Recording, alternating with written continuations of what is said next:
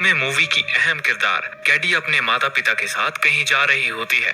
तीनों काफी खुश लग रहे थे, पर बातों ही बातों में कैडी के पिता का ध्यान सामने से हट जाता है और उनकी कार का एक दुर्भाग्यपूर्ण एक्सीडेंट हो जाता है। कैडी के माता पिता की कार में ही मौत हो जाती है। खुशकिस्मती से कैडी जिंदा बच जाती है। मूवी में आगे हमारी मुलाकात जेमा से होती है। जेमा एक टेक एक्सपर्ट है जो बच्चों के लिए रोबोटिक खिलौने बनाने का काम करती है। इसके साथ ही जेमा अपने दो कलीग्स टेस और कोल के साथ मिलकर गुप्त रूप से एक साइड प्रोजेक्ट पर भी काम कर रही है। इस प्रोजेक्ट के बारे में उनके बॉस तक को पता नहीं है। इस प्रोजेक्ट का नाम है मैगन। मैगन एक अल्ट्रा इंटेलिजेंट रोबोट है जो न सिर्फ बच्चों के साथ खेलेगी बल्कि उन्हें हर मुसीबत से बचाएगी भी। एक दिन जब वो तीनों काम कर रहे होते हैं तब अचानक उनका बॉस डेविड वहां आ जाता है। वो उन तीनों को इस प्रोजेक्ट के बारे में ना बताने के लिए काफी खरी खोटी सुनाता है। वो जेमा को बताता है कि पिछली बार उन्होंने खिलौनों के मार्केट में जो रोबोटिक खिलौना लॉन्च किया था, ठीक उसी तरह का खिलौना उनकी कंपटीटर कंपनी ने लॉन्च किया है। इस पर जेमा उसे बताती है कि अगर वे लोग मैगन के प्रोजेक्ट में कामयाब हो गए तो मैगन खिलौनों के मार्केट में तहलका मचा देगी। जेमा अपनी बात साबित करने के लिए मैगन से डेविड को हाय कहने के लिए कहती है, पर मैगन अभी इसके लिए तैयार नहीं थी। वो हाय कहने की कोशिश तो करती है लेकिन कुछ बोल पाने से पहले ही एक धमाके के साथ टुकड़ों में बिखर जाती है। ये देखकर डेविड गुस्से से आग बबूला हो जाता है और जेमा को मैगन का प्रोजेक्ट बंद कर ऑफिस के कामों में ही ध्यान लगाने के लिए कहता है। कुछ देर बाद जब जेमा ऑफिस से घर जाने वाली होती है तब उसे मैसेज आता है कि उसकी बहन का कार एक्सीडेंट हो गया है। ये सुनते ही वो तुरंत अस्पताल की तरफ भागती है। उसे वहां पता चलता है कि एक्सीडेंट में सिर्फ उसकी बहन की बेटी कैडी ही जिंदा बच पाई है और वो भी बुरी तरह से घायल है। खुशकिस्मती से कुछ हफ्तों बाद कैडी की हालत में काफी हद तक सुधार आ जाता है। वैसे तो कैडी के दादा दादी अभी जिंदा हैं, लेकिन फिर भी जेमा खुद उसकी कस्टडी लेती है। जेमा कैडी को अपने घर ले जाती है। जेमा का घर कई सारे एआई रोबोट से भरा होता है। एक तो नया घर, ऊपर से हर जगह रोबोट्स देखकर कैडी को वहां काफी असहज महसूस होता है। जेमा उसे अपना घर दिखाती है और कोशिश करती है कि कैडी को वहां कंफर्टेबल महसूस हो। हालांकि जेमा को भी बच्चे संभालने का कुछ खास तजुर्बा नहीं था, इस वजह से वो भी थोड़ी नर्वस थी। अगली सुबह जेमा कैडी को देखने एक चाइल्ड थेरेपिस्ट को बुलाती है। कैडी से मिलने के बाद चाइल्ड थेरेपिस्ट जेमा को बताती है कि उसके घर में मौजूद रोबोटिक खिलौनों की वजह से कैडी को वहां सेटल होने में कुछ वक्त लग सकता है, पर क्योंकि जेमा खुद एक रोबोटिक खिलौनों की कंपनी में काम करती है, इस वजह से वो ये जानती थी कि आज के बच्चों को रोबोटिक खिलौनों से ज्यादा लगाव है। रात में जब जेमा काम कर रही होती है तब कैडी उसके पास आकर बैठती है। बातों ही बातों में कैडी जेमा से उसके काम के बारे में पूछती है। जेमा उसे बताती है कि वो रोबोटिक खिलौने बनाने वाली कंपनी में काम करती है। कैडी को भी रोबोटिक खिलौने काफी पसंद थे। उसे जेमा का काम काफी गजब का लगता है। जेमा उसे कॉलेज प्रोजेक्ट में बनाए एक रोबोट को दिखाती है। वो रोबोट कैडी को बहुत पसंद आता है। वो ये तक कहती है कि अगर उसके पास ऐसा कोई रोबोट होगा तो उसे कभी कोई दोस्त बनाने की जरूरत ही नहीं पड़ेगी। कैडी की इन बातों से जेमा को अपने प्रोजेक्ट मैगन पर काम करते रहने का मोटिवेशन मिल जाता है। वो अपने साथियों के साथ मैगन पर दिन रात एक करके काम करती है और कुछ ही हफ्तों में वो इसमें सफल भी हो जाती है। फिर मैगन की टेस्टिंग का दिन आता है। जेमा को अब सिर्फ ये देखना था कि मैगन और छोटे बच्चे एक दूसरे के साथ किस तरह से रिएक्ट करते हैं। इसके लिए जेमा को कैडी से बेहतर शायद ही कोई और बच्चा मिलता। कैडी को मैगन के दिमाग में प्राइमरी यूजर के तौर पर सेट करने के लिए जेमा कैडी को मैगन के हाथ को छूकर अपना नाम बताने के लिए कहती है। उसके ऐसा करते ही मैगन एक्टिवेट हो जाती है। जेमा ने मैगन को काफी बारीकी से डिजाइन किया था। एक्टिवेट होते ही मैगन कैडी के चेहरे के हाव भाव से उसकी इमोशनल स्टेट जांचने लगती है और इसी के आधार पर वो उससे बात करना शुरू करती है। उस कमरे में पेंटिंग का सामान भी रखा हुआ था।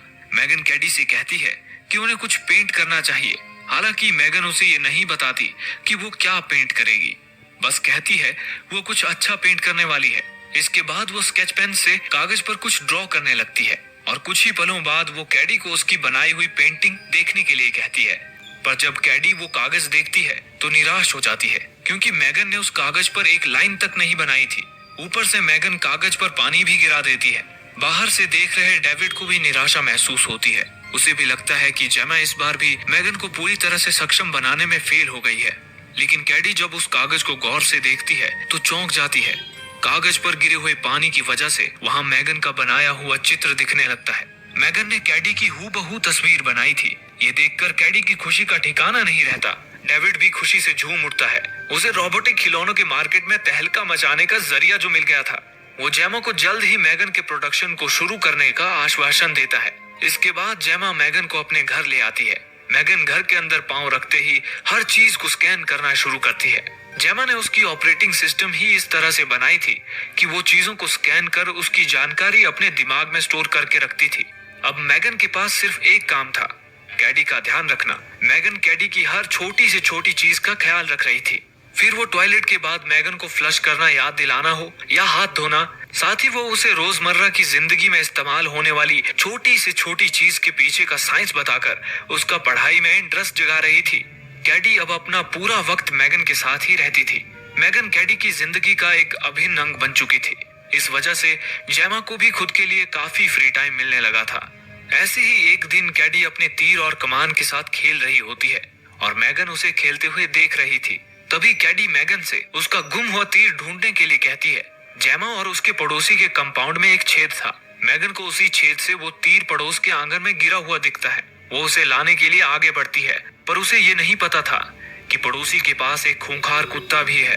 वो मैगन को अपने दांतों में पकड़कर घसीटने लगता है। कैडी जोर से मदद के लिए चिल्लाती है, लेकिन जेमा अपने काम में बिजी होने की वजह से उसे उसकी आवाज सुनाई नहीं देती। तब वो खुद मैगन की मदद करने की कोशिश करती है। इसी कोशिश में कुत्ता उसे भी काटता है। इस बार उसके चिल्लाने की आवाज जेमा तक भी पहुंचती है। वो तुरंत घर से बाहर आती है। तब तक कुत्ते ने मैगन और कैडी को छोड़ दिया था। कुत्ते की वजह से जेमा अपने पड़ोसी को काफी खरी खोटी सुनाती है, लेकिन वो भी माफी मांगने के बजाय उसे ही उल्टा जवाब देती है। मैगन पड़ोसी को अजीब ढंग से घूर रही थी। कुत्ते के काटने की वजह से कैडी की तबीयत खराब हो जाती है। मैगन के अंदर बदले की भावना जाग गई थी। रात होते ही वो पड़ोसी के कुत्ते को उसके मालिक की आवाज में अपने पास बुलाती है। कुत्ते के पास आते ही वो उसे मौत के घाट उतारती है। अगली सुबह पड़ोसी अपने कुत्ते को आवाज लगा रही होती है। उसकी आवाज सुनकर जेमा नींद से जागती है। जेमा पड़ोसी को देखती है और उसे नजरअंदाज कर कैंडी की तबीयत देखने उसके कमरे में जाती है। कैडी की तबीयत में सुधार तो था, लेकिन वो अभी भी पूरी तरह से ठीक नहीं हुई थी। आज जेमा की कंपनी में बोर्ड के सामने मैगन का प्रेजेंटेशन था और क्योंकि कैडी ही मैगन की प्राइम यूजर है, उसका वहां होना सबसे ज्यादा अहम है। यही बात जेमा कैडी को बताती है। वो उसे ये भी कहती है कि अगर वो आज सिर्फ आराम करना चाहती है तो वे लोग बाद में भी इस प्रेजेंटेशन को कर सकते हैं। लेकिन कैडी प्रेजेंटेशन के लिए हामी भरती है।